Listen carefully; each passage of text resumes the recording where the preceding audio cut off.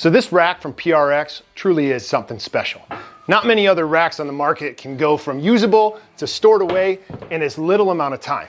And so in this video, we're gonna talk about how to install it, and I'm gonna give you my initial impressions. Spoiler, it's awesome. Hey, my name is Mike Behrens, and for over 20 years, I have been an independent professional wrestler. I started building a home gym over 10 years ago, and today I'm building one for my parents, and I couldn't think of a better place to start than with the folding Profile Pro rack from PRx. So let's rewind a little bit and start the installation. All right, so first we gotta open up the uprights. I asked my dad what color he wanted, and he said that he wanted the gray. Very basic, looks pretty nice. All right, these look great. Got the 89-inch uprights here. They have two different sizes. We went to the 89 because our ceiling height is gonna be just a little bit lower. This box is the pull-up bar.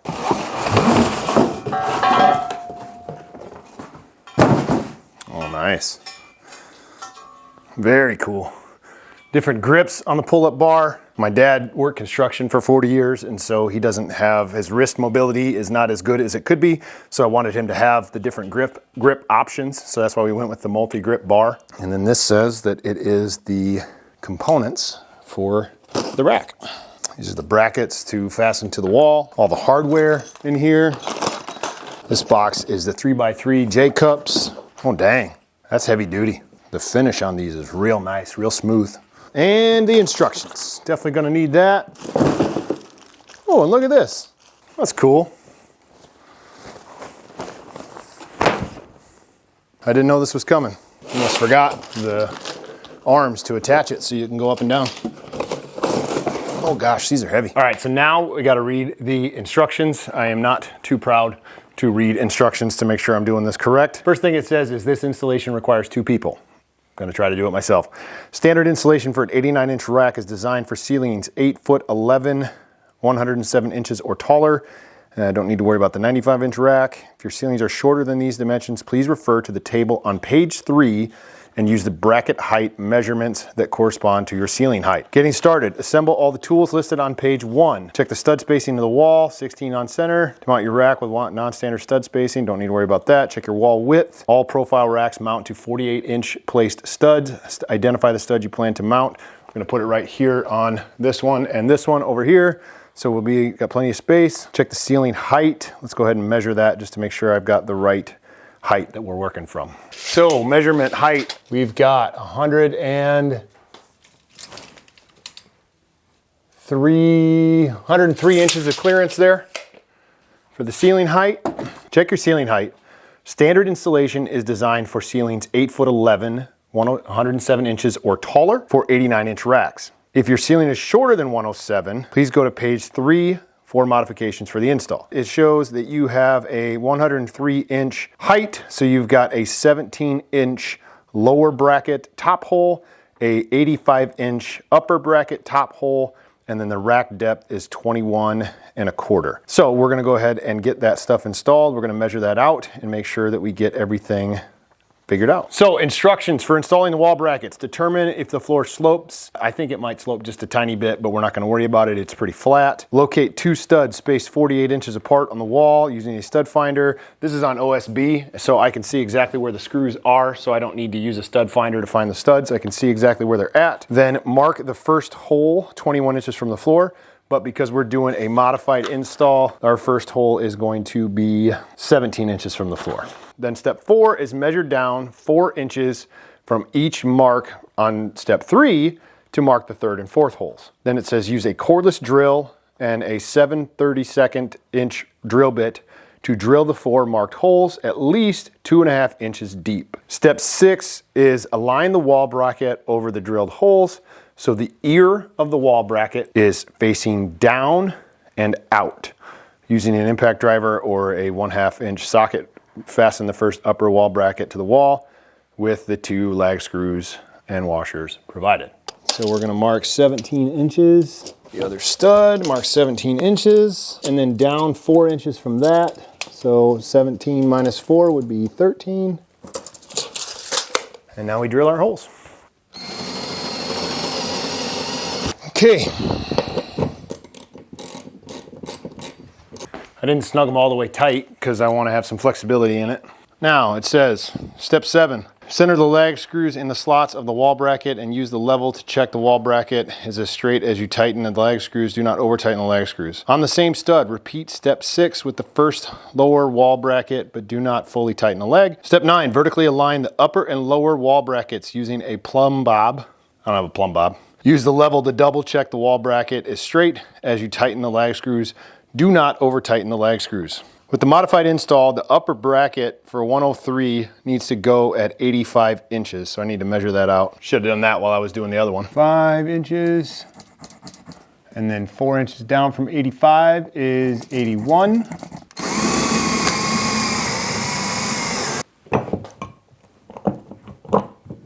Oh, shoot. So fun fact, when you're doing this, you got to put the washer on too. Son of a gun! At least I caught it before I got them all done. Okay, I got those locked down. Now that I fixed my mistake. Step 10, place the 4-foot level against the bottom edge of the first upper wall bracket, span it to the next marked stud 48 inches away, and mark the wall once leveled. Step 11, place the second upper wall bracket so the bottom aligns to the level mark and mark the location. Oh, I got ahead of myself. Step 14, use the tape measure to set the distance from the inside edge of the left wall bracket to the inside edge of the right wall bracket to 45.5 inches. Level the wall bracket and fully tighten the lag screws. Do not over tighten. The space in between here needs to be 45.5. I'm at 46. I can't move them over any further without re-drilling the holes, so I'm just gonna leave it and see if it causes a problem. Ow, son of a... Okay, so now that I got the wall brackets mounted, we're gonna go on to the next part, which is to assemble the linkage arms. Step 1, using a 7/16 wrench and a 1/2 inch wrench, attach the large barrel end of one gas shock to the outer face. Here's the extender arm, the gas shock. It says to put it on the outside. So we're gonna do it this way so I can look just at the picture, see how it goes. Put this end through there, tighten it up. There we go. Got it. Okay, we'll do the same thing on all 4.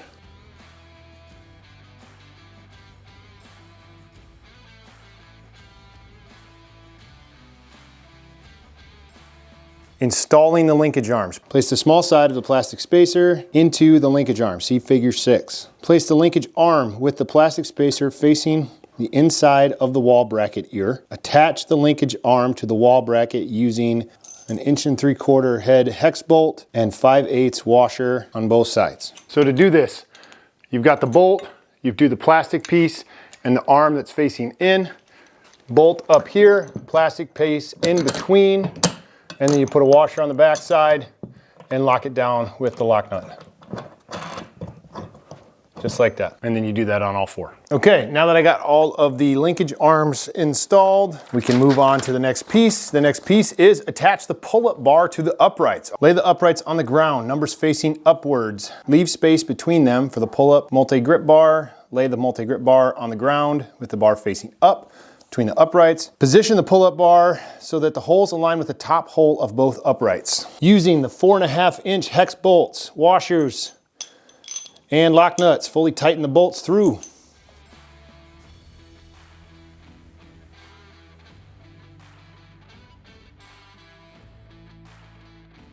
Okay, so I just realized that my audio died out at some point in there. So what I realized was that the bolts have 2 different lengths. There's a 5-inch bolt for the top of the pull-up bar and a 4.5 inch bolt for the bottom. So you need to make sure that you read the directions very carefully so that you're not having to do extra work like I just had to do. So now that I got that whole situation figured out, I am ready to team lift the rack into place. And so make sure you grab a plastic spacer. This is going to be between the linkage arm and the rack.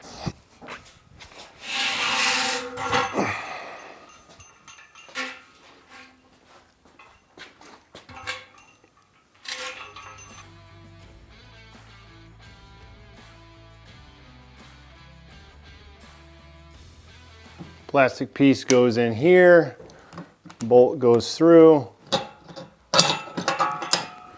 You put a washer and the lock nut on the other side. Just hand tighten those for now. The next step is bolt the lower linkage arm on the 9th hole from the bottom. 1, 2, 3, 4, 5, 6, 7, 8, 9.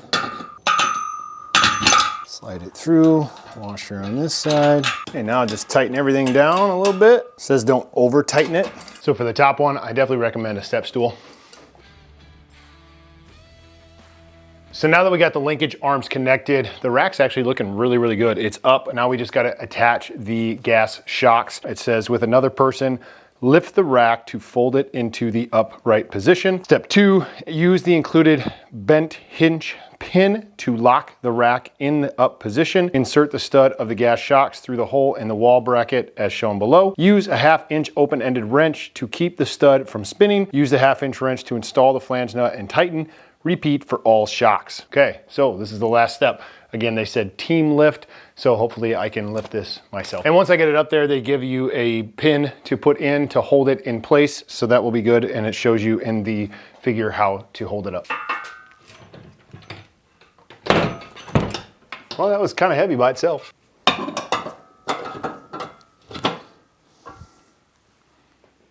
Cool. So now we just got to attach the bottom of the shock. Got that one. The next one is right. All right, so now I think I've got it officially installed. I'm gonna test it out and see how much easier the gas shocks are to raise and lower it. I'm kind of excited about this. It's gonna be pretty cool. Pull the pin out. Stays up there on its own. Pretty good. So now if I just grab it and pull it down. Boom. That was pretty cool. It is nice and easy going up.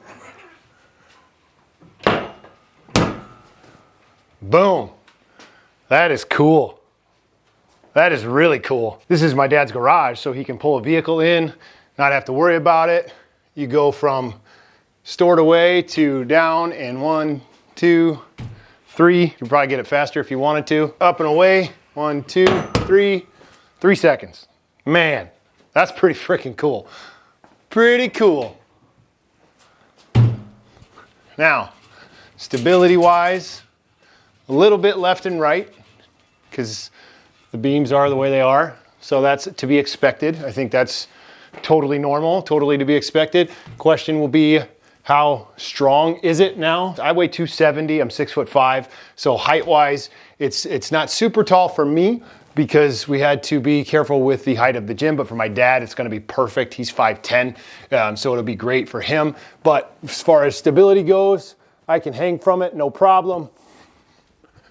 Do a pull-up on it, no problem. Feels pretty solid. Feels real solid that way. Shaky side to side just a little bit, but that's to be expected. But you're not gonna be shaking it side to side very often. Most of your force is gonna be going this way against it. Very cool. All right, so let's put the J-hooks on it and see how those go.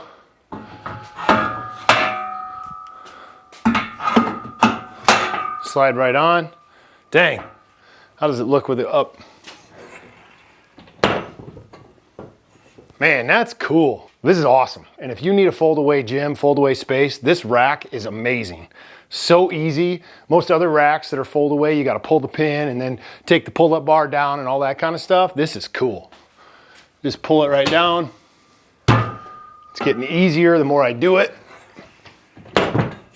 Oh man, that's cool. All right, so for my initial impression of the PRx Profile Pro rack, it is awesome. If you need to save space in your gym, if you're in a small space, this is huge. If you're in a garage where you need to park your car in the garage and you still want to be able to get out of the car, this is without question a great purchase. It's definitely solid. I can't wait to start working out on this and test it out and see how that works. The included J hooks are huge. The pull-up bar attachment, definitely the multi-grip pull-up bar attachment is good, but you wouldn't have to do it. They have just a straight bar attachment that you can use as well. If you need the extra space and you don't want that sticking off the wall, you can definitely go with the straight bar attachment. So all told, I think this is a great foundation for building your home gym. It's compatible with all kinds of third-party attachments. PRx makes a ton of attachments, but it's compatible with other typical rack attachments that you can use. So this is a great foundation for space saving and all that kind of stuff. So if you want to check it out for yourself, I'll leave a link in the description, but stay tuned to the channel for more content on the PRx home gym setup, this rack, as I do future reviews, updating you on how it works and how it holds up over time. So stay tuned to the channel for more on how you can perform better, recover faster, and live healthier. I'll see you in the next video. Boom, and you're ready to go.